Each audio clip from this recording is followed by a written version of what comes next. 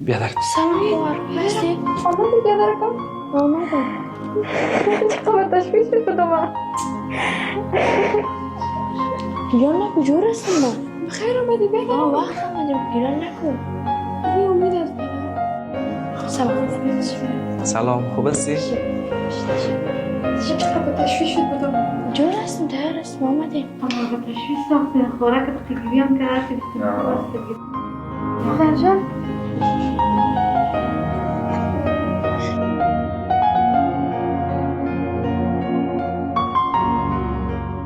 تشویش نکن دخترم بیادرکت جور است.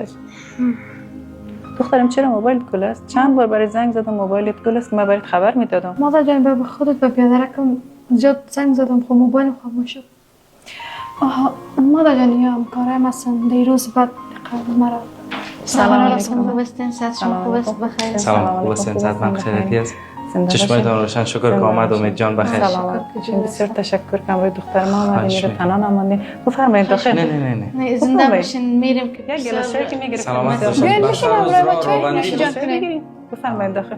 نه بخیر باشین. رابندی بود ناوقتم شد حالا 4 تا باید پس دفتر بریم دیگه. فاطمه جان فقط خواستیم بر شما برسانیم. شکر کنم امید جانم خوب است دیگه ان شاء الله بود بخیر. بسیار زیاد تشکر. اگر چای میخورین زیاد خوش خیر میشید. ببینین هر دویتان خیر ببینین. بسیار زیاد تشکر. اگه می آمدین خانه بسیار خوش میشد. ما مسیرهای خانه ما بسیار دور است تا خانه ما بسیار راست تا دفترم بسیار راست. ما که آمدیم رابندی هم بود بیرو جان تایر موترشون خراب شده بود دیگه سر ما ناوقت میشه. ان شاء الله چای باشه باز کدام وقت دیگه. شکر که امید جان جور است ما خوش شدیم دیگه. شکر که فاطمه جان ما تشویشش رفت شد.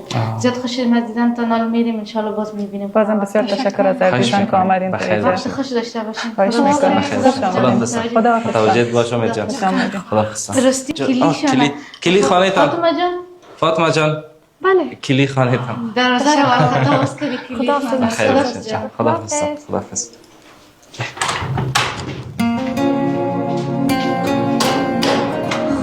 شکر که حل شد مسئلهشون.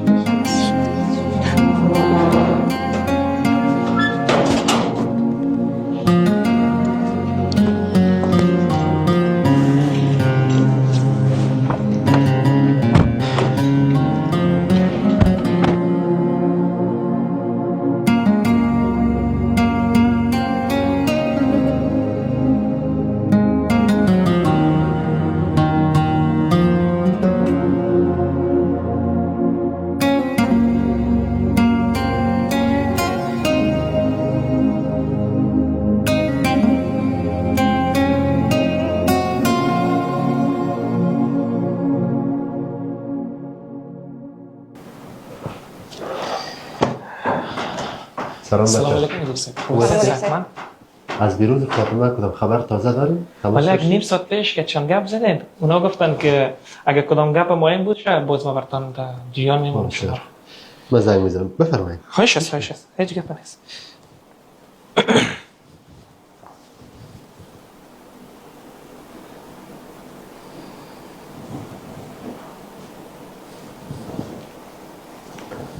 بله بله مدیر صاحب. سلام بیروز جان، خوب هستی انشالله؟